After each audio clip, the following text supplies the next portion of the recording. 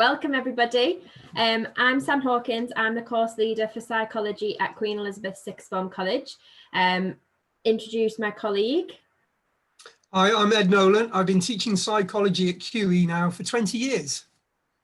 So we're going to quickly talk you through psychology at QE and then ask you to pop your questions into the Q&A option at the bottom, and we'll try and get through as many as we can in 20 minutes. So just quickly to talk about psychology, many of you won't have studied it before. So psychology is described as the science of the human mind, its functions and how it affects our behaviour. That's it in a nutshell, but there's a lot more to it than that. With psychology at QE, we study the EDUCAS exam board. So it's a full examed course. So 3 exams at the end of the 2 years, so 100% exam and no coursework. The 3 exams are as follows. So you've got component 1, which is about psychology past to present, component 2, which is investigating behaviour, and component 3, which is psychology in the real world. And each exam is an equal weighting, so they're all worth exactly the same. These slides have a little bit more about psychology. You will be able to find this on the college website and also on the psychology website that's attached to the QE one. But very quickly, Comp 1 is about psychology past to present. So this is looking at different approaches within psychology, how psychology's changed, and become a more important scientific subject that we understand it as today. Component 2 is all about how psychologists actually conduct research. And in this part, you actually get to conduct your own pieces of research as well. So a little mini psychology experiments that you get to develop, you get to run, and you get to analyse. Component 3 is implications in the real world. So this is where psychology comes alive. And this is where we look at specific behaviours within psychology and analyse them and try to understand them in a bit more depth. Within this unit, we look at people who suffer from schizophrenia and try and understand that as a disorder. We look at criminal behaviour and try and understand what makes somebody a criminal. And we also look at addiction. We also look at different controversies within component 3 as well. So is psychology sexist? Should we be using animals in psychological research too? That's it in a nutshell, but you can find a lot more information on the website.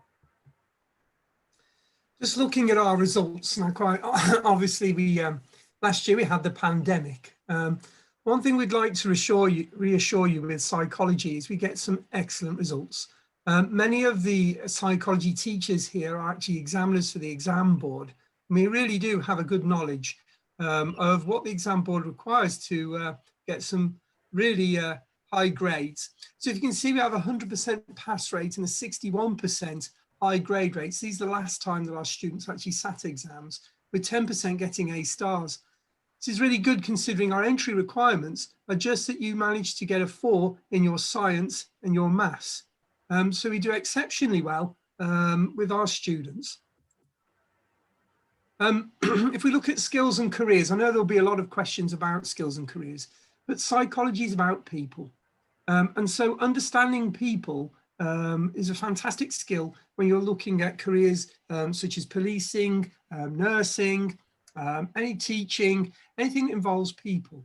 But also there's a research aspect to it as well, which is good for other career choices that you might want to take into research. We do have a number of students who take psychology and medicine for preparing for medicine. So they'll take chemistry and biology, and they'll take psychology alongside with that. And that will support their application because we do quite a bit to do with the brain, but also just understanding mental health issues, those kinds of areas that you'll come across in that line of work, along with other lines of work with people. So actually there's a piece of research that showed that a psychology degree was the 2nd highest one for transferable skills for all kinds of different jobs. So it is very useful, and as you can see, can lead on to a lot of different career areas. Trips and visits. We love to take our students out and make psychology active.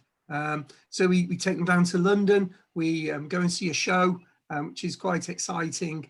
We go to a Bethlehem museum. If you've ever heard of Bedlam, that's where that word comes from, which is the first mental health hospital.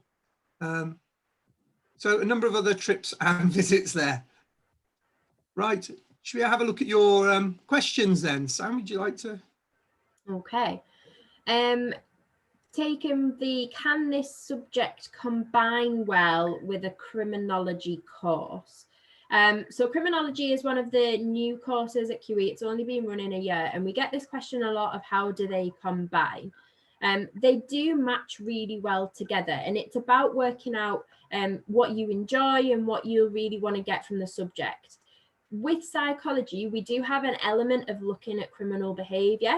We kind of take criminal behavior and try and understand what would make someone act that way. So we look at the biology of crime, and we look at kind of, is it due to personality? And we also look at methods of modifying criminal behavior. So for example, does anger management help to resolve crime and help to stop people reoffending?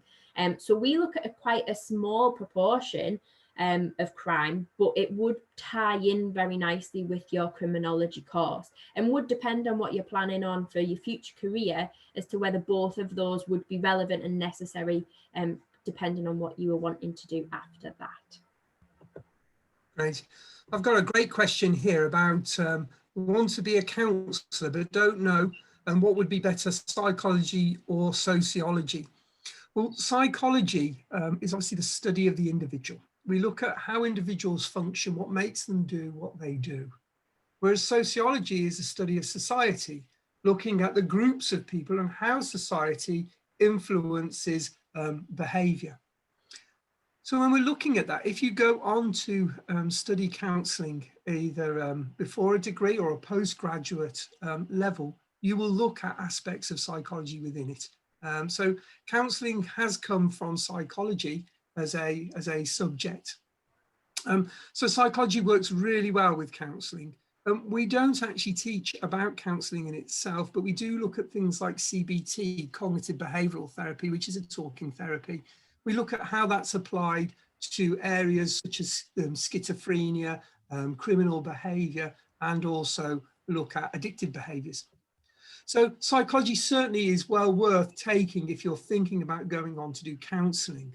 Sociology is also useful in the sense that it will tell you about society and how society influences the individual, but isn't directly related to counselling in itself.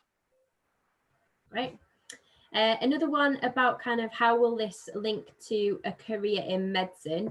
Ed kind of briefly alluded to it when we were talking through the slides there. We have a lot of students that actually combine psychology with biology and with chemistry, with the idea of going on to a career in the medical field.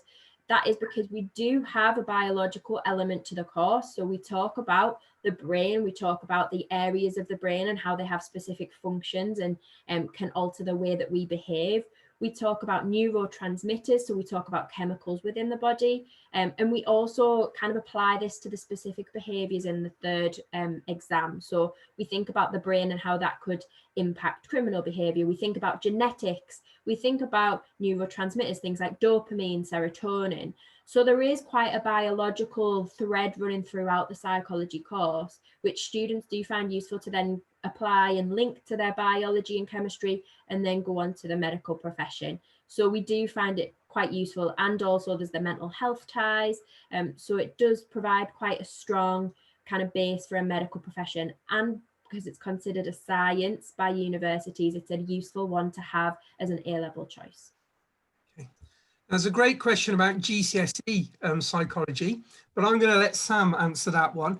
Just a few quick ones. Our exam board is the EDUCAS board. That's the one exam board that we work with. There's one about, do we have to pass science? Yes. Do you have to pass each individual science? Well, no. What we want to know is that you have a kind of a command of science, that you're able to understand the basics of science and the principles of science. So if you don't get your physics, don't worry. You also need to get a 4 in your maths. But one thing you need to realise is that science is an aspect of psychology. Now, there was another great question there about essay writing. So when you come to do psychology, psychology appeals to science students because on one of the papers, they're very short answers, it's right and wrong when we put that. But it also appeals to other students who are more descriptive. Because in another paper, we have to understand human thought and behavior. When we look at criminal behavior, we look at addictions, we look at schizophrenia. And in that, you have to be able to present arguments and come to conclusions in an essay format.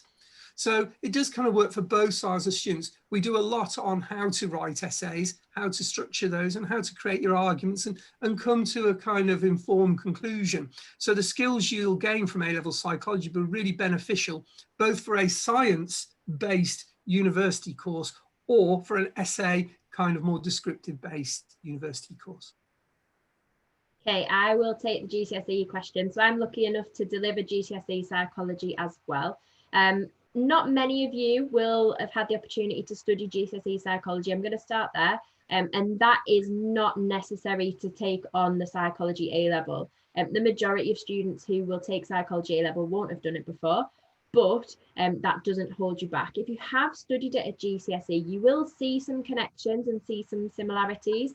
So, for example, research methods, how psychology is studied, how we conduct experiments and questionnaires and observations, that knowledge will transfer over. You'll need it in a higher level of detail for the A-level course. But the rest of it is quite different, especially to the AQA syllabus for GCSE. For the AQA, you look at GCSE memory, attachment. We don't look at specific behaviours like that as much in the A-level. It's a broad spectrum of psychology on the A-level course. So we look at approaches to psychology, how different fields of psychology understand behaviour. So we look at the biological basis. We look at kind of the behaviourist approach that suggests actually we learn from our environment. You might again see some connections when it comes to the addiction. So you might do addiction at GCSE. We look at addiction at A-level, but in a lot more detail and a lot more kind of relevance to how specific addictions happen and also kind of different explanations of those addictions. So there's some crossover, but there's also a lot of variety on there if you have studied the GCSE before. Okay, there's a few questions here about subjects. There's one here about sociology and psychology. My advice when you're picking your A-levels, the first thing you need to think about is where do you want to go afterwards? What do you want to do afterwards? Making sure that you're choosing A-levels that relate to what you want to do. There's no use wanting to be a doctor and then taking art and media studies. So that's one thing. The next thing to think about is, well, what am I going to be most successful in? Psychology and sociology are both 100% examined courses. We are different. Sociology is more theoretical in its approach. We're more kind of scientific and more kind of practical in our approach when we look at a kind of human behavior, but we're both social sciences. Lots of students do both psychology and sociology. They do complement each other well. There is a little bit of overlap on the way we do research, so that's great. What I would say is if you're doing both of them, you're doing two social sciences. So you're really clustering two subjects in the one area there. And that might be fine if that's what you want to go on and do later. What we do find is that sometimes sociology helps psychology students in their class. And I think a little bit more often, psychology helps the sociology students in their lessons as well. Now, if we relate that to criminology, there's a question asking which one's best, psychology and criminology. Really, that's up to you. The criminology course is half coursework or controlled assessment that they have to do. And so you get a little bit more control over that. One thing you need to remember is that psychology is an A-level and that criminology is an applied course. And that may play a part in what you want to do.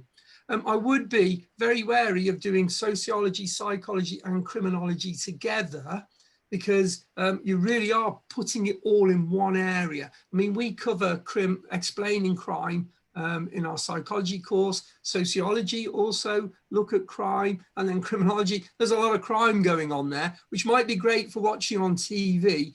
But as far as the breadth of your studies are concerned, you might want to look at that again, if that's the way you want to go. Another question, is there a lot of content in the course? We always find that students do feel like there's a big jump between GCSE and A-level. That's pretty much, I think, across all subjects, particularly because psychology is a new subject to the majority of students. I often describe it as if you have to learn a new language to a certain extent, because it's a new way of discussing things, it's a new way of analysing materials, but we support you every step of the way. So yes, there is a lot of content. You have to be prepared for 3 exams at the end of 2 years, and each exam is worth 100 marks. So there's a substantial amount there. But we break it into manageable chunks. We go back to materials. We have opportunities for revision. We provide booklets which have everything that you need successfully to pass the course. And they're all tailored by our staff specifically for our delivery. So we offer you the opportunity to be well supported throughout the year and the 2 years, despite the amount of content that there is. Yeah, that's great. There's some great questions in here. There really are. It's talking about, is psychology a popular A-level? Well, yes, it is. It's the most popular A-level at QE, and you'll find it's the most popular A-level across the country. And I think the reasons for that is we're just interested in people. Lots of people are interested in people, but also it's popular because it can take you places. The skills that you learn, the information that you will gain will be really quite important going on to lots of university courses. Universities do like psychology because of the broad range of skills that you show, and it is challenging. There is quite a bit of content there. So people are asking, is it good to take with philosophy? Is it good to take with these other subjects? Really, you just need to choose the subjects that you're going to do well in and that interest you. We do, there is a little bit of crossover. We do a bit of ethics with philosophy, and that might work, but what is good for you? Someone was asking, is there a revision guide? There isn't, and the reason why is that we actually provide one for you. You don't need to buy one. We've made it ourselves. It's shown to be very successful. It's based on our experience as examiners. So there isn't a revision guide, but what we do encourage our students to do is to read around psychology.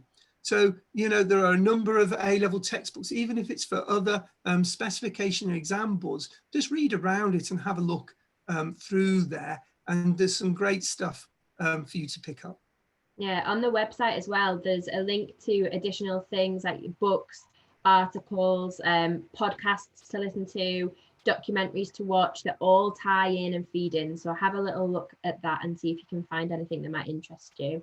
A couple of other questions that I've spotted. Is there much coursework? There is no coursework. So that's one thing to recognise. It's a fully examined A-level. So 3 exams at the end of the 2 years. There is no coursework whatsoever. And another question, do we carry out debate in psychology? I think that's alluding to the style of teaching that we offer. And we do absolutely have debate in the classroom. As I mentioned, in component 3, there's a unit where we discuss big controversial things within psychology. So for example, is psychology sexist? Or should we be using animals in psychological research? And we have the opportunity to think about, well, is it fair to use animals? Should we not be? We have those discussions. And in component 1 as well, we also have the opportunity to do that. So for example, at the minute, we're talking about, should mothers be the primary caregiver of a child? So should their responsibility only be on the mother? And we discuss that and we look at the psychology behind it, or the contradicting research. And there's 5 different debates that we look at that we have the chance to discuss and think about and really kind of get our teeth into in terms of discussion and debate. Okay. A few good questions here. One is there psychology after school? We don't offer any kind of evening classes with psychology, but certainly we offer a lot of support to our students when you are in college, and we'll certainly be giving you enough work to do outside of college if that's what you're looking forward to doing. There's one question here about asking if you'd recommend taking psychology with law. That's up to you. It depends what you want to do. If you are saying, I want to be a solicitor, I want to be a lawyer, will psychology support that? Well, it will do. Generally, obviously, law would be the good one to take, but just like other A levels such as politics might help as well with law. But certainly students enjoy that. One bit of advice I would give is be very careful about taking 2 new A levels. The reason I'm saying this is when you sit down and you come to QE and you're doing your A levels, they're called advanced levels. They're hard. You know, they're going to be more challenging than your GCSEs. And if you've never done any of the subjects before, you'll be sat in a class, you'll be like, right, this is all new to me. The next class, it's all new to me. The next class, and sometimes that can be quite daunting. If you're in an A level where you have done some, at least one of them, done that information before, then it's like, I recognize what they're saying, that helps. So be careful if you're saying, well, I want to do sociology, law and psychology, that's quite challenging because it's all going to be new to you. Another question that I spotted, would doing triple science at GCSE be helpful for psychology? As Ed's mentioned, in terms of our entry requirements, we need a 4, you need to have a 4 in science. That can be across a double award, or it can be one of triple. We don't have a preference, so we don't specifically look for triple science. I will mention that as there is a scientific element to the course, specifically biology. So thinking about where your strengths lie within science, even if you have done a double, is biology the better one, the one you more enjoy? Think about that in relation to picking psychology, but we don't require you of doing triple science, and it wouldn't necessarily have any benefits of overdoing double science. Okay. I'm going to answer 2 questions here. I'm going to answer Amy's question about doing PE and biology together. Is that a good combination? If that works for you, yes, most definitely. What I would say is you're really kind of moving in a certain area with the biology and the PE. In PE, they do sports psychology, and certainly your psychology would support any kind of further study or careers in PE, as well as any further studies or careers in any kind of biological research or medicine or nursing in those kinds of areas. It's a good combination to have. That's great. There was one about analysis, and we've already, I love it. One thing I love about psychology is we can have a debate, we can look at different sides of things, and we're really it's not superficial. You've got to look at the research, you've got to look at the evidence when you come to your analysis, and you've got to look at some data as well. But by doing that, we come up with our arguments. So we've just been having an argument in one of my classes today, looking at the idea that do your friends influence whether you have an addiction or not? If you smoke or drink, is that because of your environment, or is it because of other factors such as your personality or your genetics? And we have these kinds of debates and analysis within the class. Okay, we do have to wrap up, so there's just a couple of questions I'll take before we go. I saw one about class sizes. So someone was asking how big the class is. We currently run at around 25, but dependent on COVID secure, that is reducing at the minute, so it can be anywhere between kind of 20 and 25. And another question, is it a bad idea to take psychology if you haven't done it as a GCSE? Absolutely not. So I'd probably say around 90 to 95% of our students haven't done it at GCSE before. So you wouldn't be alone in that. And it's absolutely a new subject, but for some students, that's what they find exciting and a bit more of a challenge about it. And that's why they get really hooked in, because they've never done it before. Right, I think we need to finish up now. Yeah, I think we need to be done. So need their turn. Yeah, thank you very much for joining us, everyone. Just as a reminder, you should be logging onto the QE website to find out any more information. You can also enroll on the website. And if you've got any questions, you can contact college as well. Yeah. Hopefully we'll see you in our classes in September. Good luck with see you soon.